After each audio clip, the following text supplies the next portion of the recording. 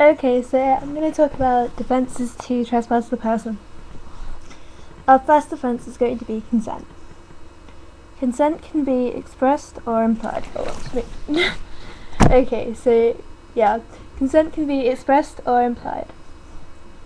But for consent, the actual act would amount to a tort, but consent kind of vindicates the person and makes them not liable.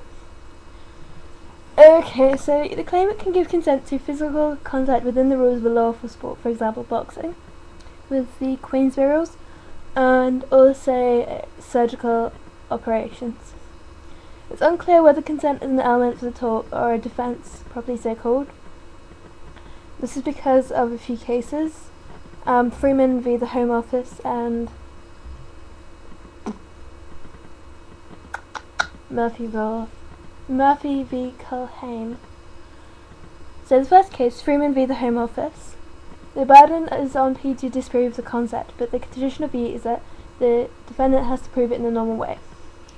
The difference to criminal assault occasioning actual bodily harm comes from Murphy v. Culhane, 1977. Now, if you recall, because of Brown, consent is not a defence to assault occasioning ABH.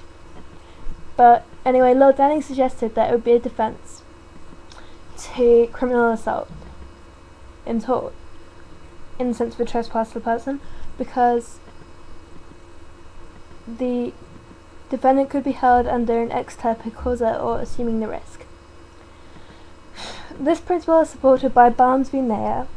It won't apply when the defendant's response to provocation is a savage blow out of all proportion to the occasion. Lane v. Holloway, 1968, sorry. If you're wondering why I'm on my bed, it's because I was sprained my ankle so and I can't actually get up. Kinda sucks. Anyway, medical treatment. The principles have kind of evolved here from the Levy-Gladstone principles to Adele NHS v. Bland via Secretary for the Home State for the Home Department, 1995. Okay, so to begin with, in Levy-Gladstone, they pretty much ignored the principles of consent with the suffragettes. They kind of force-fed them and it wasn't particularly nice, I imagine. Anyway, this was overruled by Secretary for the Home State or Home Department, 1995, where prison hunger strikes were allowed under the principles of consent. I think this probably has something to do, don't quote me on this, but probably someone got sued for negligence, for them starving, and if they're suing in negligence, then consent would be a defence because the prisons had consented to it. Okay, so basically, they're allowed to starve themselves until their mental capacity was lost. Okay? Adele NHS Trust v. Bland, which is 1993, was kind of one of those cases where, yeah, Hillsborough. An adult of full mental capacity has the absolute right to choose or to consent to the treatment or not. Haven't got much time left on this one, so I think I'm only going to have to get through consent. Anyway, BV NHS Hospital Trust 2002.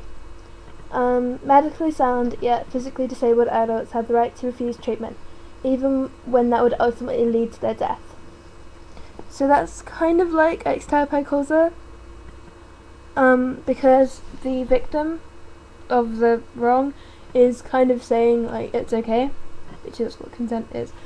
RV Director for Public Prosecutions ex parte Diane Pretty, 2001, is where Diane Pretty tried to enforce her rights under the Article 2 of the European Convention of Human Rights, which is the right to life.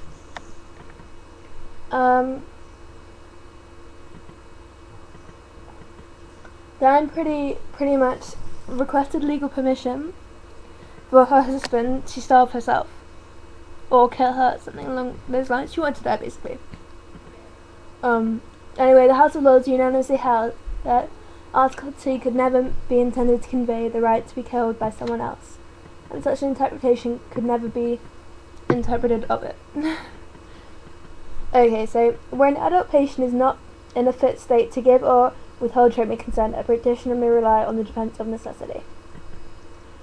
Otherwise, when the practitioner reasonably considers it to be in the best interest of the patient to administer treatment, the guidance of the court in the form of declaration that the proposed treatment would not be unlawful should be sought.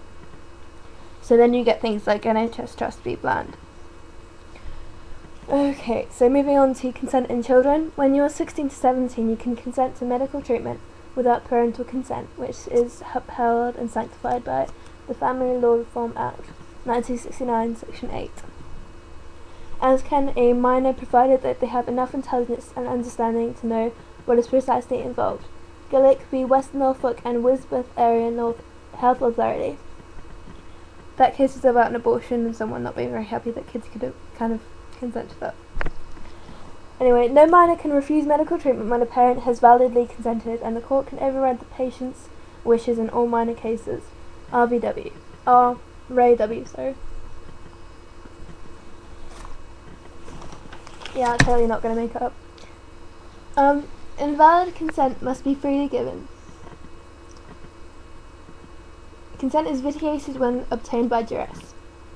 This is also vitiated when obtained by fraud and misrepresentation, but only if the claimant is mistaken as to the essential nature of the act. Appleton v. Garrett. That case actually contradicts that principle. A mistake about the consequence of the act doesn't actually affect consent, so that a patient doesn't actually need to be told about all the consequences of a procedure, which is why you only be told about maybe 1 or 2, 3 or 4 maybe. I don't know, I've never been to hospital. Anyway, yeah.